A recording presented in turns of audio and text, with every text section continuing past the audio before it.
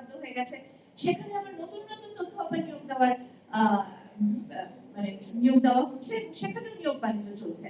তো এই পুরো ঘটনার পরে আমরা যখন আবার আপনাদের কারোর সাথে কথা বললাম, তখন আমাদের মনে আর কোনো সন্দেহ থাকলো না যে এই পুরো বিষয়টাই আসলে আওয়ামী ট্যাগিংটাই হচ্ছে একটা ফাইন্যান্সিয়াল কারণে।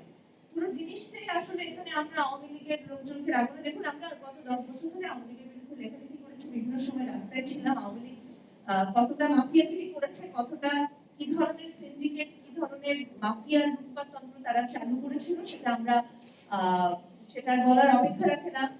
মান্না ভাইও দীর্ঘদিন ধরে রাস্তার আন্দোলনে আছে।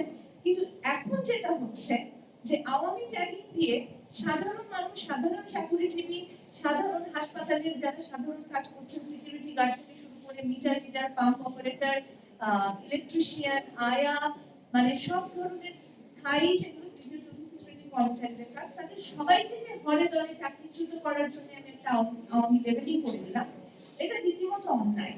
এবং এটা আসলে কোনো এখানে ওই যে আমরা বলছি যে জুলাইয়ের চেতনায় উজ্জীবিত হয়ে এই ধরনের কিছু না, পুরোটাই আমার কাছে যেটা মনে হচ্ছে পুরোটাই একটা ফাইন্যান্সিয়াল কারণ, পুরোটাই একটা মাফিয়া বাণিজ্য, পুরোটাই হচ্ছে টাকা পয়সার একটা ধান্দা, পুরোটাই হচ্ছে শত কোটি টাকা নিয়োগ বাণিজ্য করা। আমি যতটুকু জানি আপনাদের এখানে কয়েক লক্ষ মানুষ এই আউটসোর্সিং এর মাধ্যমে নিয়োগ প্রাপ্ত।